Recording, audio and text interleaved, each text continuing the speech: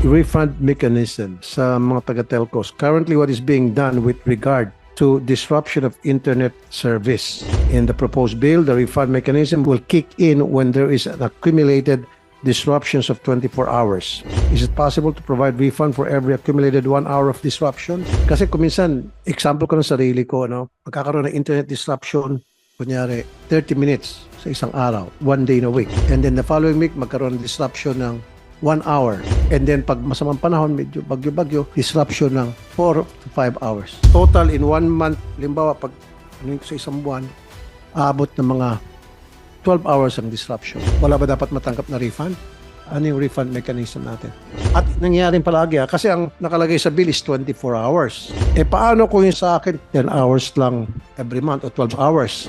Meron po kaming refund mechanism na existing po. Right now, kasi wala pong batas, it's really contractual po, o nasa subscription agreement. So, ang sa amin po is, I think, 6 hours na may downtime.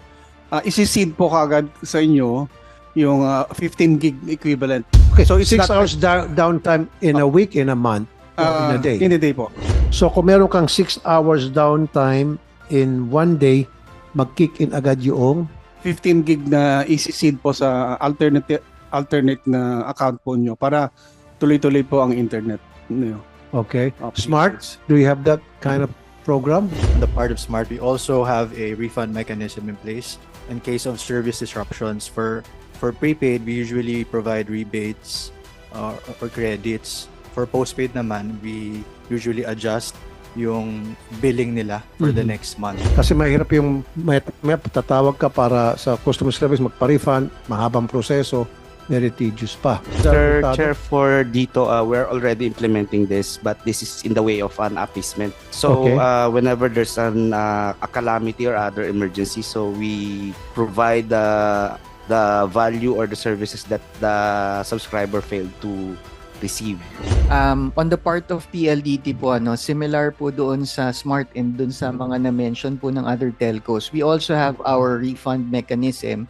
And yung sa refund mechanism naman po namin is through credit adjustment or rebate. Kasi po yun nga po, yung data po kasi ng services namin is actually unlimited. So wala naman pong cap yung internet usage nila doon. So to compensate man po yung mga interruptions, in a form po yun ng adjustment or rebate. I think tama po that it has to be perfectly and clearly attributable dapat to the providers kapag po mag-cost tayo ng refund, because there are somewhat you call na mga cable cuts, especially po dun sa mga malalayong lugar o kung tawagin nating geographically isolated and disadvantaged areas where many of the operators there are actually at least small and medium lang, as mentioned also by Sir.